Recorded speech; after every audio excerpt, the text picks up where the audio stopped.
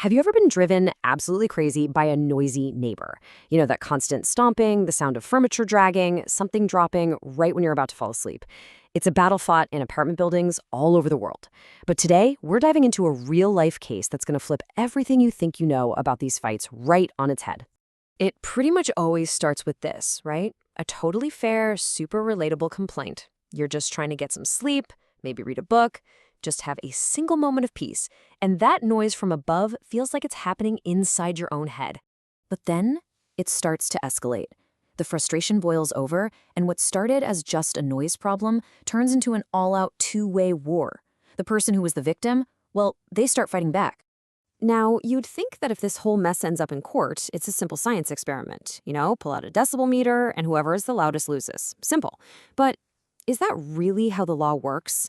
Let's get into a real case that gives us a pretty shocking answer. Okay, so to really get this, we're going to look at a fascinating judicial precedent from South Korea.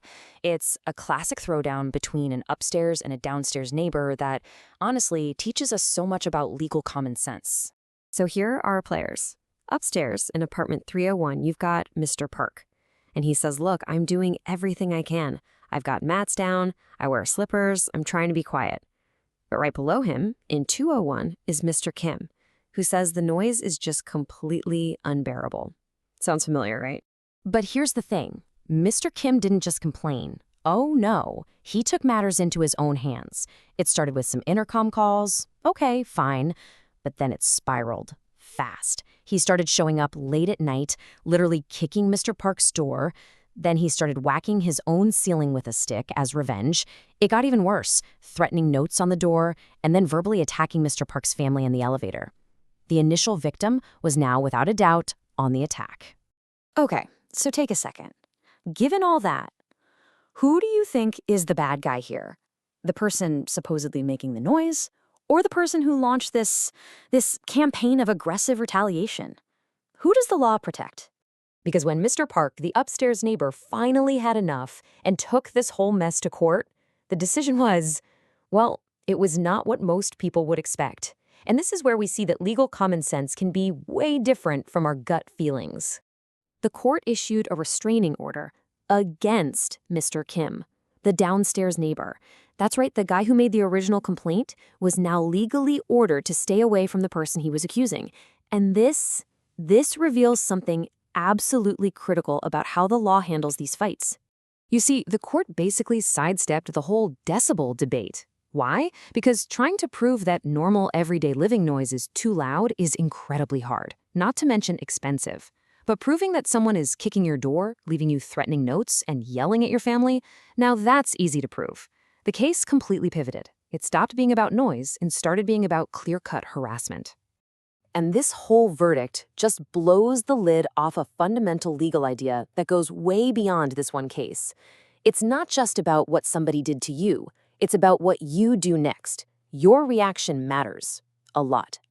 The law actually draws a really clear line in the sand between what's a legit protest and what's illegal harassment.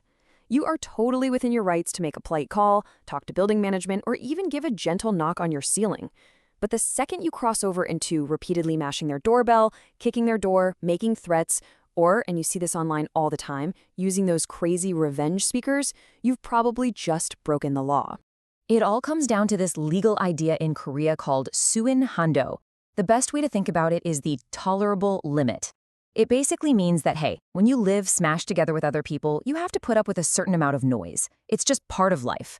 But here's the kicker this case teaches us. That same idea applies to your reaction. Your protest has to stay within a tolerable limit too. So the court looked at Mr. Kim's behavior and said, nope, this is way over the line. They found that his actions violated Mr. Park's fundamental right to a peaceful life. Even if Mr. Park was making some noise, it gave Mr. Kim zero right to terrorize him and his family. The response was just way out of proportion to the original problem. And this is all held up by a huge pillar of the legal system, the principle of no self-help. You can't be a vigilante. It doesn't matter how wronged you feel, you are not allowed to go out and serve your own brand of justice. You have to use the proper channels, because a society of laws just can't have people taking revenge into their own hands.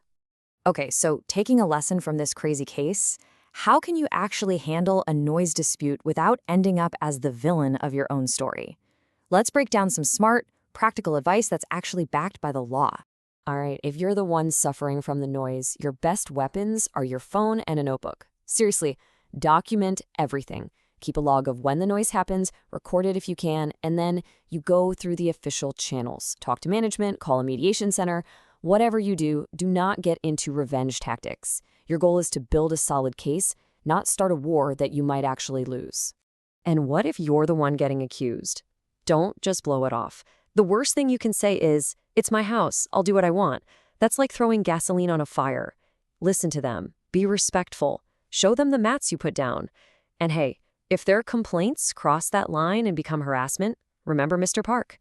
You start documenting them and know that the law is there to protect your peace too.